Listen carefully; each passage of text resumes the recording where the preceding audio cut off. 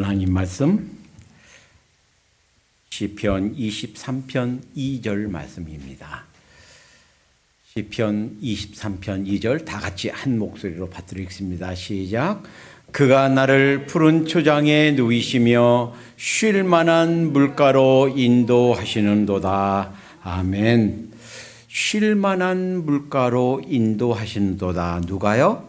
그가 누구입니까? 만군의 주 여호와 하나님, 여러분과 저의 목자 되시는 줄로 믿습니다. 쉰다 하는 것은 우리 사람에게, 우리 인간에게 특권이자 의무입니다. 주님 만나서 참 쉼이 있는 인생을 살아가도록 하십시다. 하나님께서 우리 이 우주 만물을 지으실 때 창조 순서를 보면 참 이상한 게 있어요. 우리가 이번에 다 같이 통독을 시작하면서 창세기 1장을 다시 읽으면서 이상하게 또 생각했던 것이 그거예요. 여러분, 맨 먼저 첫째 날 하나님께서 창조하신 것이 뭐라고요? 빛과 어둠, 빛과 어둠을 나누셨다 그랬어요. 그리고 첫날에 낮과 밤, 빛이 낮을 주관하게 했단 말이에요. 그러니까 첫째 날에 빛과 어둠이 있었단 말이에요. 이상하지 않아요? 우리는 이렇게 생각해요. 아침에 해가 뜨니까 밝아졌구나. 그리고 저녁에 해가 지니까 어두워졌구나. 그래서 해와 달이 공전과 자전함으로 이렇게 밤이 되고 낮이 되고 그런데 해와 달을 만드신 건, 해와 달 별을 만드신 건 몇째 날이에요? 몇째 날? 네 번째 날이에요. 네 번째. 우리가 어떻게 이렇게 되는지 잘 모르겠어요. 물리학자, 천문학자들이 연구해봐야 될 일인데, 해와 달이 있기 전에 벌써 첫째 날에 빛과 어둠이 있었다고요. 밤과 낮이 있었다고요. 왜 그렇게 됐을까? 그런데요, 첫째 날부터 여섯째 날까지 하나님께서 매일 각기 다른 것들을 창조하시고 제7일에 쉬셨습니다. 사실은 하나님은 영이시고 전지전능하신 분이기 때문에 사실 쉬실 필요가 없는 분이에요. 그런데 6일까지 6일 동안 모든 만물, 동물, 식물, 광물 다 만드시고 마지막에 우리 인간 만드시고 제7일에는 쉬셨어요. 쉬실 필요가 없으신 하나님께서 쉬신 이유는 우리 인간들을 위해서 본이 되고 또 우리 인간들이 따라하도록 그렇게 하신 줄로 믿습니다. 쉬는 것이 얼마나 고마운지는 그 일을 하면서 육체 노동을 하시는 분들은 아마 잘 경험하실 거예요. 열심히 일하다가 50분 일하고서 10분 쉰다면 그것이 얼마나 귀중한지. 훈련소에서 훈련받는 훈련병들이 50분간 열심히 뛰고 둥글다가 한 10분 쉰다면 그 휴식 시간이 얼마나 고맙고 감사한지. 그런데 하나님께서 이 쉼을 아예 율법으로 만들어 주셨어요. 우리 인간들이 행할 율법을 신명기 5장 그리고 출애굽기 20장에서 10계명으로 주시면서 10계명이 두 파트로 되어 있어요. 1계명부터 4계명까지는 하나님 대신 하나님을 향해서, 5계명부터 10계명까지는 우리 인간과의 관계에서 있어지는 계명인데, 대신 관계 하나님을 향해서 가지는 계명 네 번째 계명이 무엇인가? 안식일을 기억하여 거룩히 지켜라. 그러니까 7째 날에는 쉬어라 하는 거예요. 일하지 말고 쉬어라.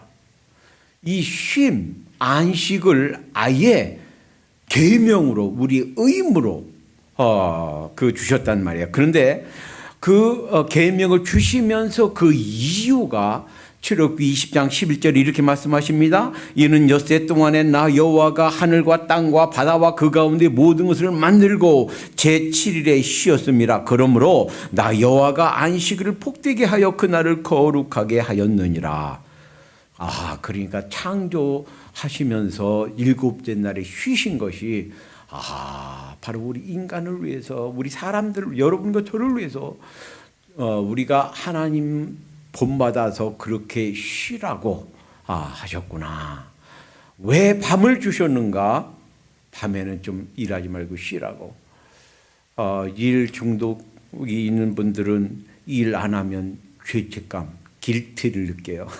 그래서는 쉬어야 되는 날도 억지로 가서 일하고, 공휴일인데 할 필요도 없는데 나가서 서류 정리하고 일하고. 일해야 마음이 편해요. 일 안 하면 죄책감과 불안함을 느껴요.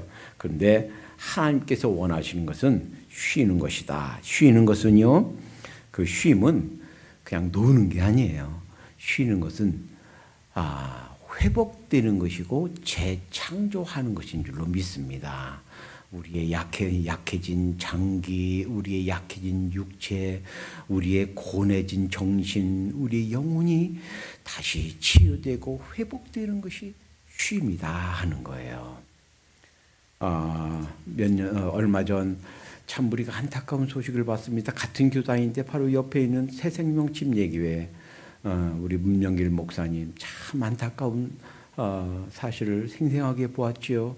한국 갔다 와서 이제 치료가 다 됐다고 주위 분들이 쉬시라고 하시는데도 주일날 이제 다 완치됐다고 주일날 1부, 2부 예배 설교합니다. 수요 예배 인도합니다. 새벽 예배 인도합니다. 그리고서 쓰러지셨어요.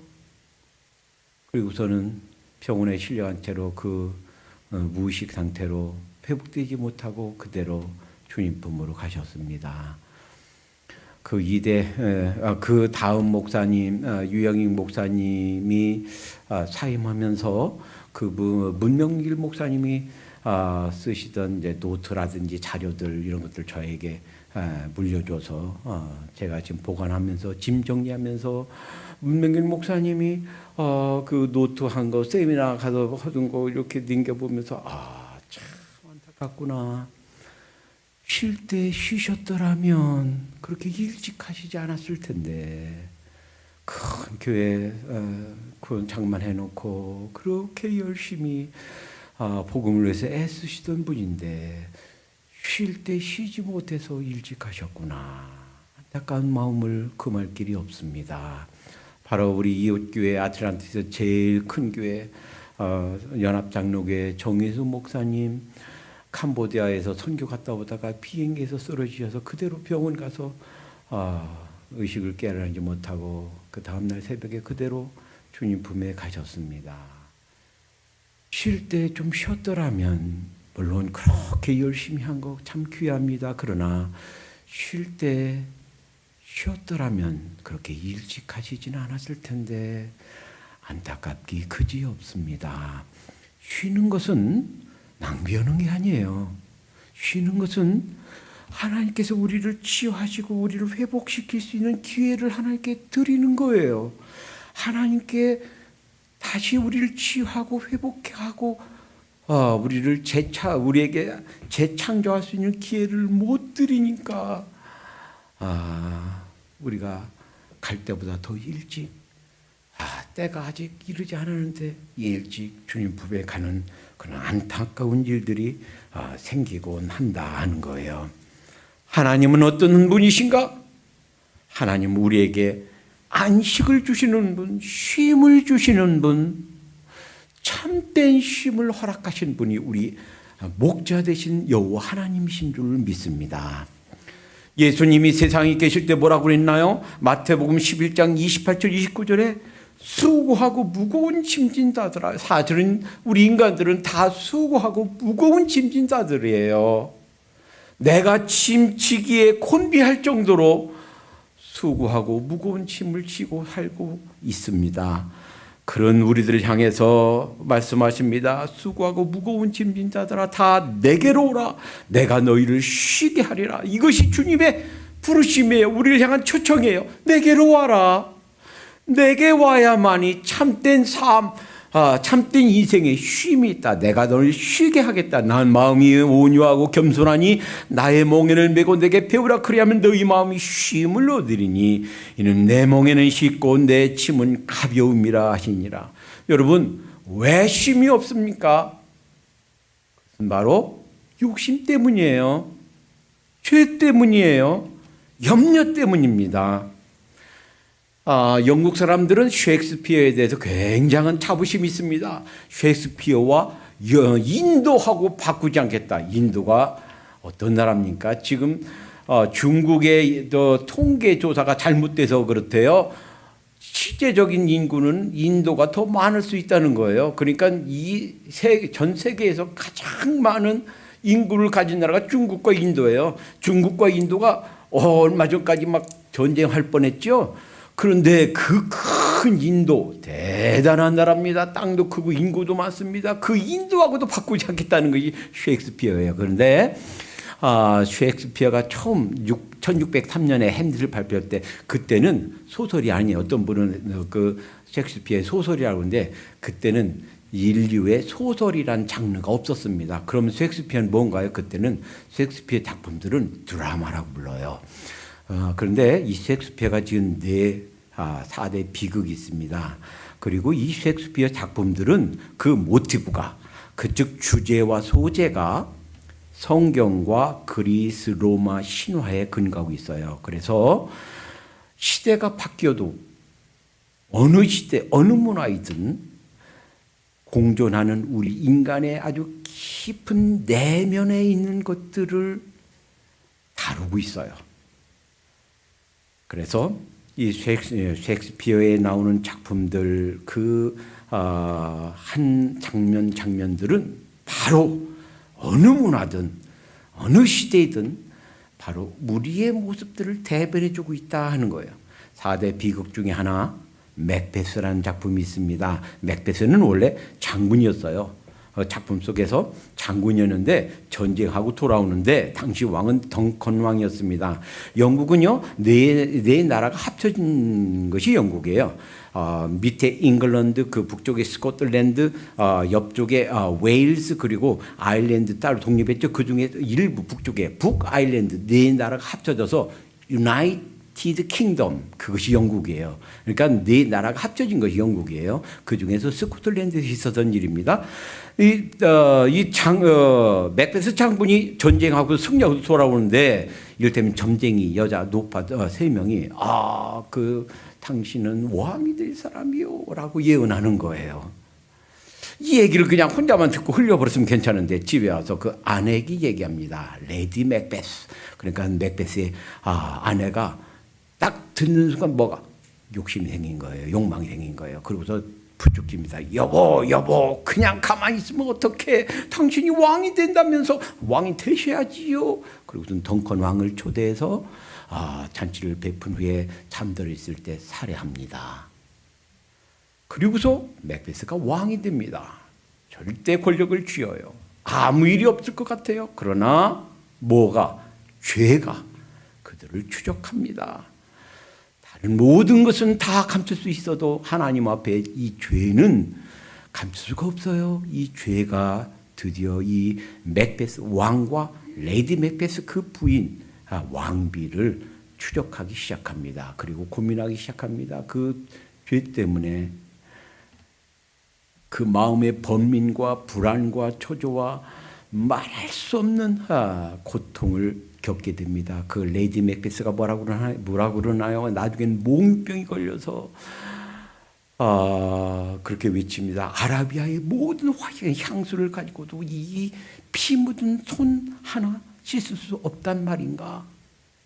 하나님 앞에 이 죄는 버릴 수도 피할 수도 씻을 수도 그리스도의 피밖에는 이 죄를 해결할 방법이 세상에는 없는 줄로 믿습니다.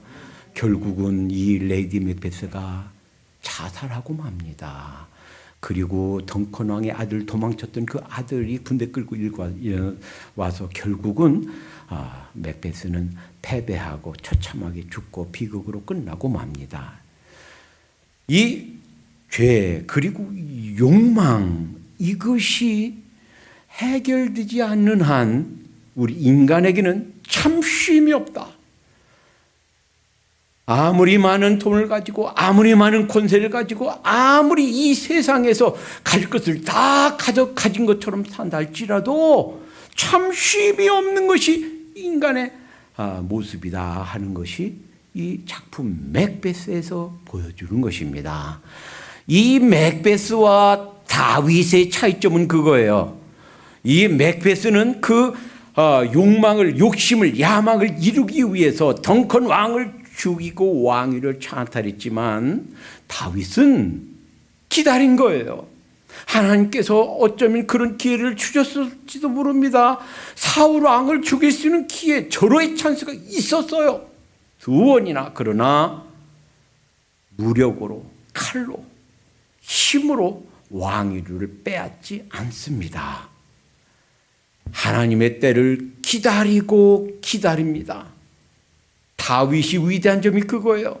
그리고 다윗이 두고두고 수세기 동안 벌써 약 3000년이 지난 지금에도 이스라엘 사람들이 최고의 이상적인 왕으로 생각하고 닮으려고 하고 그러한 왕을 기다리고 하는 것이 바로 이런 점이에요.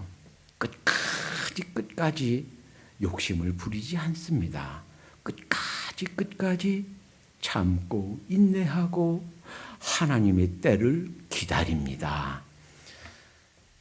참심이 없는 이유는 이렇게 죄 때문에, 죄는 뭘 가져와요? 결국 욕심 때문에 생기는데 그것이 온갖 종류의 불안과 염려와 쓸데없는 걱정들, 그러니까 끊임없이 불안하고 분노 조절 장애가 오고 또 우울증이 오고 조울증이 오고 의부증이 오고 의처증이 오고, 그러니까 정상적인 밤에 잠을 자야 되는데 잠을 자지 못합니다. 그러니까 끊임없이 피로가, 낮에도 멍한 상태로 정신이 차려지지 않습니다. 밤에 자려고 하는데 잠을 잘 수가 없습니다. 그러니까요, 밤에 잘 자는 거 이것이 축복인 줄로 믿습니다. 건강해야 잘 자는 줄 믿습니다. 뭐라고 그러냐면 시편 127편 2절에 너희가 일찍이 일어나고 늦게 누우며 수고의 떡을 먹으며 헛되도다. 그러므로 여호와께서 그의 사랑하는 자에게 잠을 주시는도다. 하나님께서 사랑하신 증거 중에 하나는 잠 잘 자는 거예요. 잠 잘 자야 건강하고 평강이 있단 말이에요. 그러니까 잠을 못 자니까 그 불안과 참쉼이 없으니까 정상적인 판단력이 없습니다. 안정된 정서가 없습니다. 창조적인 어떤 기질을 잊어버립니다. 온갖 정신적인 정서적인 문제가 발생한다 하는 거예요. 이러한 모든 문제의 해결책, 이런 모든 문제에도 불구하고 참 쉼은 우리 목자 되신 우리 여호와 하나님께, 우리 그리스도의 십자가에 나올 때만이 주어지는 것인 줄 믿습니다. 자, 쉴 만한 물가 그랬어요. 물. 어떤 사람들은요, 이 물이 만물의 근원이다 이렇게 주장하는 사람이 있어요. 벌써 그리스도의 철학자가 그렇게 주장했어요. 그래서요, 지금 화성에 생명체가 있을 것이나 없을 것이나 뭘 가지고 물이 있느냐 없느냐 따라 가지고 따지는 거예요. 그래서 이제 나사에서 그걸 지금까지 감췄다고 그러잖아요. 그런데 화성에도 물의 흔적이 있었다. 물이 있고 생명체가 또 존재할 수도 있다. 이렇게까지 이제 추측을 하게 되는 거예요. 물, 사람과 동물의 약 70%는 물로 되어 있답니다. 물. 그리고 이 물이 얼마나 중요해요. 물 없으면 살 수가 없어요. 다른 모든 것이 다 있어도 물을 마시지 못하면 생존할 수가 없습니다. 이 물이 우리 신체에 육체에 있어야 되는데 그 절대량이 부족할 만큼 없으면 그 하나님께서 우리에게 알람 장치를 해주셨어요. 그것이 바로 갈증입니다. 갈증. 아마 군대 갔다 오신 분들, 행군해 보신 분들 알 거예요. 얼마나 그 갈증이 얼마나 절망적인지. 이 갈증 때문에 그냥 너무너무 목마를 때는 그때는 평상시에는 쳐다보지도 않던 그냥 시냇물을 그냥 벌컥벌컥 마시기도 합니다. 졸졸졸 내리는 시냇물도. 그런데 이 물이 없이는 생존할 수가 없는데, 그래서요, 하나님 없이는 이 참된 가람을 해결할 수가 없다는 거예요. 많은 사람들이 인생의 참 갈증, 가람을 해결하기 위해서 취미에 몰입해 보기도 하고, 육체적인 즐거움을 찾아서 더 짜릿한 육체적 그 즐거움을 만끽해 보기도 하고 하지만, 그 모든 활동과 또 그러한 사회적인 그런 취미 생활은 일시적인 시간을 보내는 방편이 될 수는 있을지 몰라도 인생의 참된 가람을 해결하는 원인은 될 수 없는 줄로 믿습니다. 예레미야의 2장 13절에 하나님께 이렇게 말씀하셨어요. 내 백성이 두 가지 악을 행하였나니 곧 생수의 근원되는 나를 버린 것과 생수, 우리 인생의 참된 살아있는 물을, 그것은 바로 근원이 나다. 내가 바로 인생의 참된 생명수를 주는 근원이 된다. 이렇게 말씀하셨어요. 그 생수의 근원되는 나를 버린 것과 스스로 웅덩이를 판 것인데, 스스로 가람을 해결하기 위해서 때로는 취미 생활에, 때로는 어떤 일에, 때로는 어떤 쾌락에 끊임없이 빠져보지만, 그런데 그 스스로 판 웅덩이는 그것은 물을 저축하지 못할 터진 웅덩이니라. 물을 저축할 수 없는 웅덩이에요. 세상에 그 어떤 것으로도 우리 인생의 가람은 해결할 수가 없는 줄로 믿습니다. 그래서 예수님이 자신을 소개하시면서 이렇게 말씀하셨어요. 요한복음 4장 13, 14절에 예수께서 대답해 가라사대 때 이 물을 먹는 자는 자마다 다시 목마르려니와 내가 주는 물을 먹는 자는 영원히 목마르지 아니하리니 나의 주는 물은 그 속에서 영생하도록 솟아나는 새 물이 되리라. 우리 인생의 참된 가람을 해결하는 그 길은 주님 만나서 참 생명수 되시는 주님을 만나야만 해결이 되는 줄로 믿습니다. 선한 목자, 그 목자가 성실하고 또 정직하고 좋은 목자라면 양들을 이끌고 깨끗한 물이 있는 곳으로 양을 끌고 갑니다.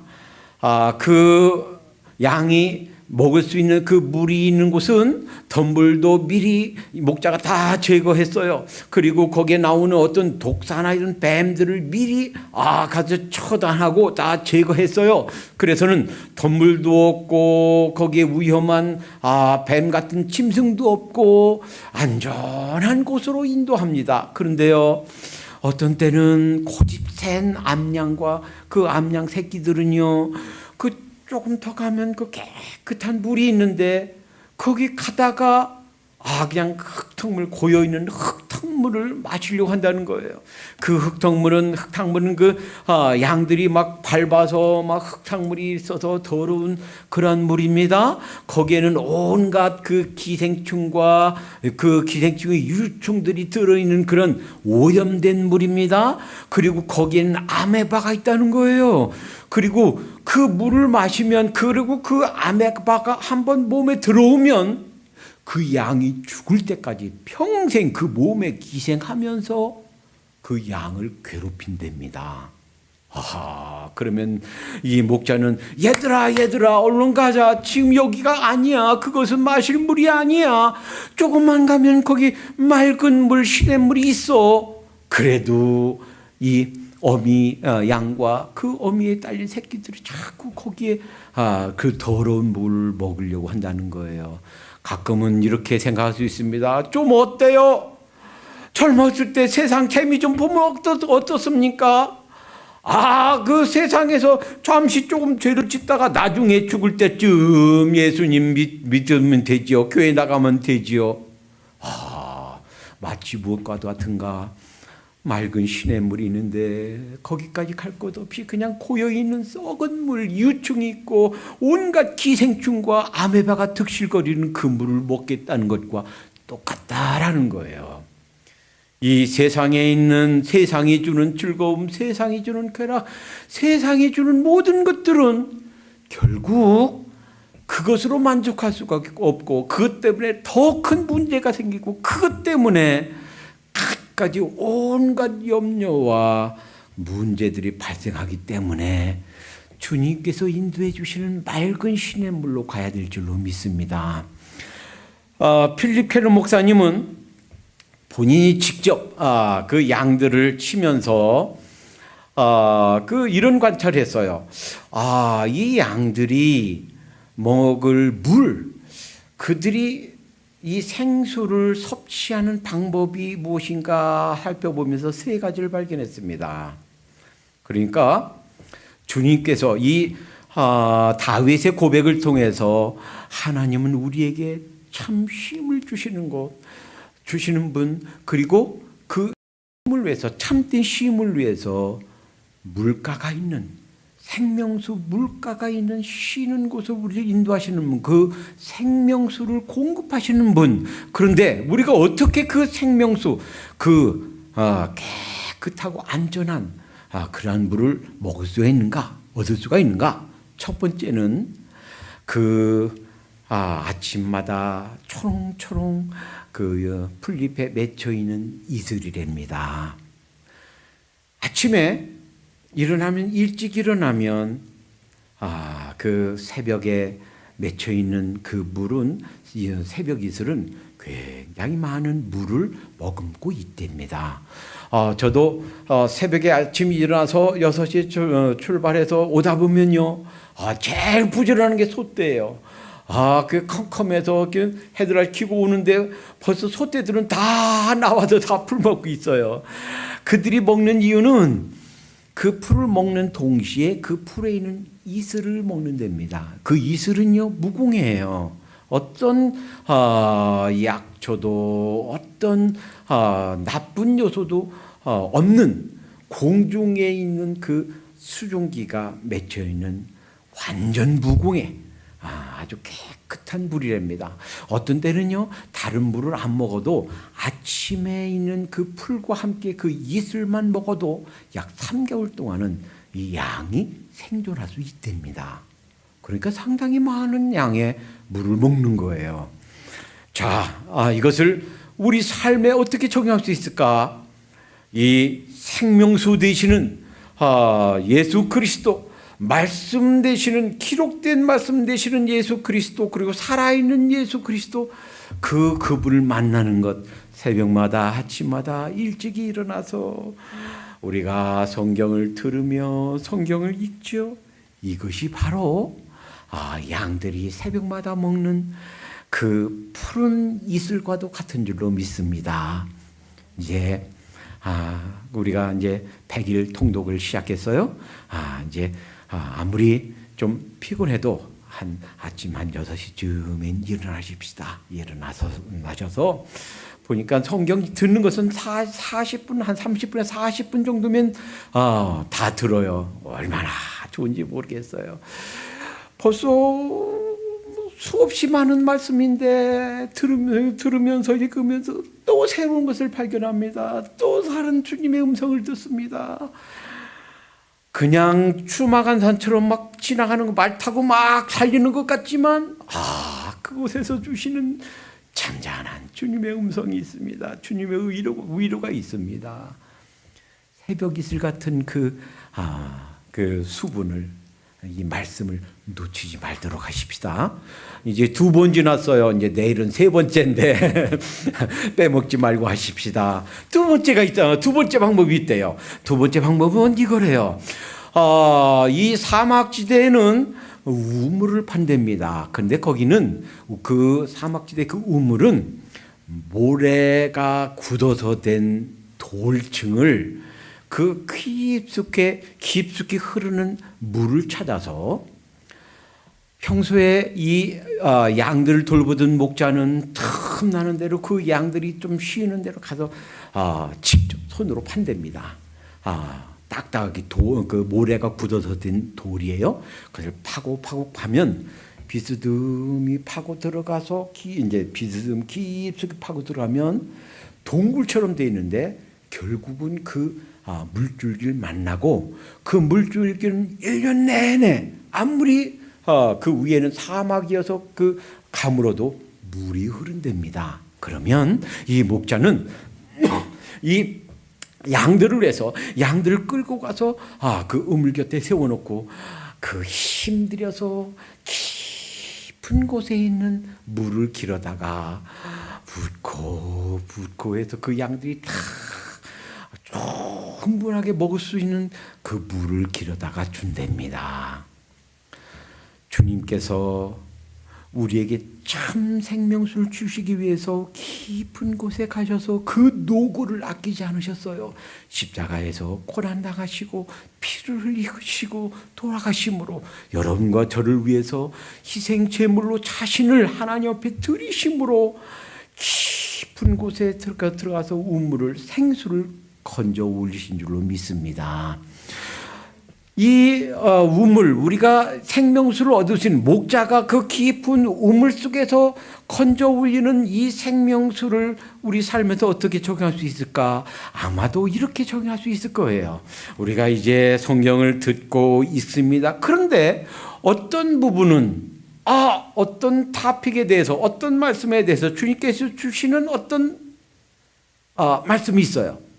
어떤 주제가 있어요. 그러면 그 말씀을 그냥 넘기는 것이 아니라 들었으니까 됐어. 오늘 내 할 분량 다 읽었으니까 됐어 하고 그냥 끝나는 게 아니라 그 단어를 다시 생각해보고 다시 읽고 성경의 그 성경 관조 찾아서 이쪽 저쪽 찾아보고 그 말씀과 연결된 신약의 말씀, 다른 구약의 다른 말씀 살펴보고 그 말씀을 생각해보고 묵상하고 연구하는 것, 이것이 바로 깊은 물속에서 들어가서 생명수를 얻는 행위가 아니겠는가.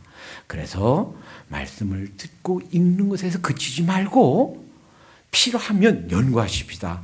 아이고 저는 성경 사전이 없어요. 저는 성구 사전도 없어요. 그러면 좋은 게 있어요. 지금은요 웬만한 그 셀폰 스마트폰 거기 찾아가면 모르는 단어, 모르는 성경 구절의 한 부분 입력하면요 쫙 나와요. 성경 사전 없어도 있으면 좋겠지만 그래서 틈나는 대로 여기에 기독교 서점 하나 더 생겼대요. 그러니까 가셔서 성경 사전, 성경 낱말 사전 혹은 성구 사전, 우리 그 평신도 성도님이지만 그 하나씩은 옆에 준비해 놓고 그 성경 읽으면서 참조하도록 하십시다. 그리고 그 급하면 우리 카톡에 올리세요. 전도사님 혹은 목사님, 이게 무슨 말씀이에요? 이 말씀이 무슨 말씀 깨달으지 않네요. 그러면 그 말씀을 다시 연구해보고 다시 묵상해보고 하는 것, 이것이 깊은 물 속에서 생수를 건져 올리는 것인 줄로 믿습니다. 또 한 방법이 있대요. 자, 이제 겨울에 꽁꽁 얼었던 만년설 저 높은 산에 눈이 꽁꽁 얼었다가 이제 봄이 되면 3월, 4월이 되면 이제 눈이 녹으면서 졸졸졸졸졸 눈이 녹아서 내립니다. 저 캐나다 그 록에 갔더니요, 그 만년설이 녹았어요. 막 50m, 100m 이 얼음 덩어리가 녹아서요. 녹은 데는 다 나무가 막 요만하게 자라고 있어요. 그런데 이 물이 녹아서 졸졸졸졸 내리면서 그 물이 모아지고 해서 이제 봄이 되면 이제 풀이 자랄 정도가 되면 전에는 그냥 개울에 말라서 그냥 돌이 있고 그냥 그 흙만 있었던 그 자국만 있는 개울에 졸졸졸졸졸 물이 흐르고 그 물이 넘쳐서 나중에는 아주 큰 시냇물이 된다는 거예요. 그러면 그냥 돌하고 자갈만 그리고 돌하고 흙만 있던 그 마른 시냇물이 거기에 마른 물이 생수가 흘러서 송사리도 오고 미꾸라지도 오고 거기에 자라도 오고 거기에 가재도 오고 동식물이 와서 언제 그 마른 시내 나는 그 뜻이 거기 생명수 물이 흐른다는 거예요. 그러면 이 목자는 데리고 가서 양들을 가서 그 신선하고 오염이 안 된 그 높은 산에서 흘러서 녹아서 내린 그 물을 마시게 한답니다. 이 높은 산에서 흘러내리는 물을 오늘 우리 삶에 어떻게 적용해 볼 수 있을까? 아마도 여러분들의 영적인 지도자인 담임 목사나 혹은 전사님들은 말씀을 따로 깊이 있게 연구하고 정리하고 주님께서 주신 음성을 듣고 멀리 하늘에서 주신 음성을 들어서 풀어서 이렇게 전달해 드립니다. 어쩌면 이것이 일주일에 한 번씩 혹은 두 번씩 이렇게 듣는 주일 낮 설교가 바로 이렇게 그 만년설에서 높은 곳에서 흘러내려오는 시냇물이 아닐까. 그래서 할 수만 있으면 주일날 빠지지 말고 꼭 참석해서 주의 말씀 들으시기 바랍니다. 주님께서 이 생수, 살아있는 물, 생수가 무엇인가에 대해서 이렇게 말씀하셨어요. 이 생수는 바로 내가 주는 물인데 그 말씀 바로 성령님이다라는 거예요. 성령님, 우리에게 주신 그 성령님, 그 성령님에게서 영원토록 마르지 않는 그런 생수의 강이 흐른다 그랬어요. 요한복음 7장 37절 38절에서 예수께서 서서 외쳐 가라사대 누구든지 목마르거든 내게로 와서 마시라. 나를 믿는 자는 성경에 이른 것 같이 그 배에서 생수의 강이 흘러나오리라. 생수의 강, 바로 성령님을 의미합니다. 예수님이 가시고 나서 보내준 그 성령님, 그 성령님께서 끊임없는 생수를 주시는 줄로 믿습니다. 어떻게 보면 다윗의 생애는 참 쉴 새가 없었던 삶인 것 같아요. 생각해 보세요. 이 골리앗을 죽이고 나서 끊임없이 숨 쉴 틈 없이 쫓기는 삶을 살았습니다. 누구에게? 사울에게. 그리고 나서 왕이 된 후에도요, 끊임없이 전쟁을 합니다. 블레셋과 전쟁하고 그 이웃나라와 전쟁하고 그 자기를 죽이려고 쫓아오는 그 아들 군사와 전쟁하고 끊임없이 전쟁하고 쉴 날이 없어 보입니다. 그런데 뭐라고 고백하는가? 그가 여호와께서, 목자 되신 여호와께서 나를 푸른 저녁으로 인도하시고 쉴 만한 물가로 인도하신다. 한번 보세요. 사울은 왕이에요. 권력을 다 쥐고 있어요. 가질 거 다 가졌어요. 그런데 그 마음에 뭐가 없어요? 쉼이 없어요. 아마도 사울은 다윗을 죽이기 위해서 쫓아가고 있지만 아무도 자기를 쫓아오는 사람이 없지만 끊임없이 그의 마음은 쫓긴 줄로 믿습니다. 그 마음에 쉼이 없어요. 안식이 없어요. 다윗은 비록 끊임없이 자기를 죽이려고 추적해오는 사울의 군사와 또 블레셋의 그 적군들이 있지만 그러나 갈 곳이 없고 먹을 것이 없고 쉴 곳이 없는 것 같지만 그 마음 깊은 곳에서는 참된 쉼과 안식이 있었던 줄로 믿습니다. 여러분, 우리 개인의 인생도 그렇고 우리 나라도 마찬가지. 하나님을 모시고 하나님이 함께 하시면 이렇게 쫓기는 삶 속에서도 참된 쉼과 평강이 있습니다.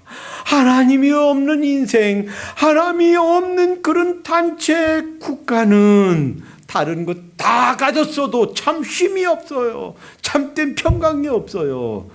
여러분, 이 주님께 나와서 주님을 만나도록 하십시다. 그리하여 주님께 주신 참된 쉼과 안식을 누리도록 하십시다.